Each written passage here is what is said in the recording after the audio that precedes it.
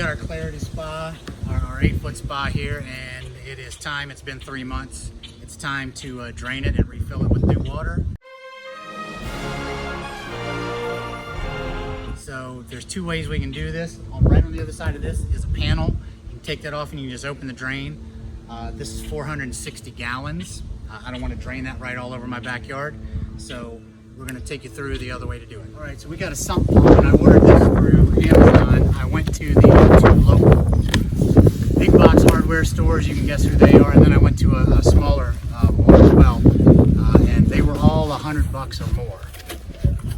Didn't really want to spend $100 on the sump pump, so looked on Amazon, obviously, Amazon, and found roughly the same one. This one will pump 1,500 gallons in an hour. I only have a 460 gallon spa, so this one should work well, and it was only $43. So as long as it doesn't electrocute me, we're good.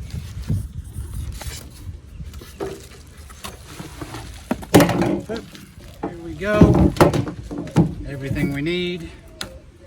I'm going to set this thing up real quick, and as soon as we get ready to put it in the spa, I'll be right back. So we're setting our pump up here. The first thing we got to do is make sure we turn off the spa. So here's my disconnect, and it is now off. There we go. So what we're going to do is we're basically going to put the pump in there, and I've got a hose connection for it. And we're going to run the hose out through there to the storm drain, and we're just going to test it real quick and make sure it's off. Yep, it's off. There's nothing on the screen. Don't drop the iPhone in the spa. And it's a little windy out here, so please don't hate on all the wind noise or my hair, obviously. But the one thing I did read, and you might want to make sure of, is that you turn your spa off at plenty of time before doing this, because there are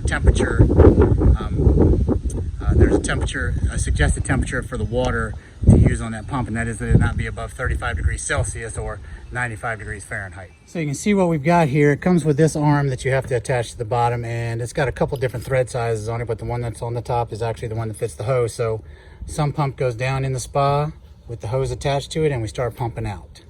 So I got the pump in there. I got it sitting on the bench right now. I'll probably get it down in the middle once we get some water down, but I'm just going to test it out here. I've got my hose running here. It's going to run all the way out to the street from under the fence. You can see my 2 dogs there, but I'm going to go run the hose out to the street, and then I'm going to plug it in. All right, there you can see I had to actually use another extension. I thought that hose would be long enough, but we got it running out here, and we're just going to run it down into the drain.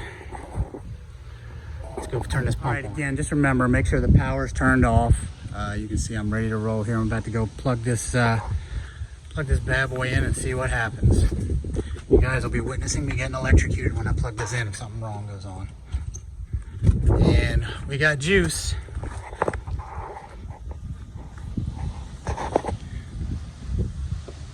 We got a pump running. Okay, I'm just going to set my timer on this to let you all know exactly how long it takes to pump out 460 gallons. See you in a little bit. Only 2 minutes in, and just so you can see, I had it at the minimum fill level, and it's down a bit already. It's pretty quiet. You can barely even hear it humming. So we'll check back in a bit. And a little pro tip from somebody who's not a pro, but I talked to enough people to act like I know what I'm doing. Once this thing is drained, there'll be a little water left in the bottom of it, but I'm going to get in there and wipe it out just to make sure there aren't any water stains in it or anything like that. But just remember, if you are wiping this thing out, use a microfiber cloth and don't use anything abrasive, because it's fiberglass. So there's your pro tip for the day from a non-pro. You know, I thought about this too. Again, it's windy as heck out here, but from somebody who is freakishly scared of electricity, I'm going to go ahead and do this as well.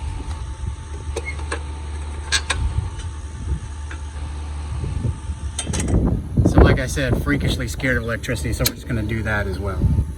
Here you can see once that pump gets to kicking, it's pumping it out pretty good. So again, I'll let you know exactly how long it takes. Okay, here we go. I will tell you, like I said, this pump was rated at 1,460 gallons, I want to say, for 1 hour. And not quite. This is a 460 gallon spa, and it took about 2 hours and 15 minutes. So now we're cleaned out enough. I'm going to get in here and wipe this thing out, like I said, with a microfiber towel and no heavy detergent. We got our jacuzzi pretty much drained other than about 1.5 inches of water on the bottom. Now you can see some of that stuff in there, and that is why I got out the trusty and very dusty shop vac. So we're going to use the shop vac to get the rest of that junk on the bottom out of there. I'm not going to get all the water out. I'm just trying to get the rubbish out of the bottom. And then we're going to start filling this back up. If you can see, I've already gone around the sides. There was a water line. You could see a water ring. That's just from people getting in there. It's oil on your skin. Some of us may have had sunblock on at some point in time. Makeup from the ladies or me. You never know. But I just used a microfiber towel and just wiped everything out. It came out very easy. I would not use any kind of detergent at all unless you want to turn your spa back on and have an 8-foot wall of foam. So I'm going to use the shop vac real quick.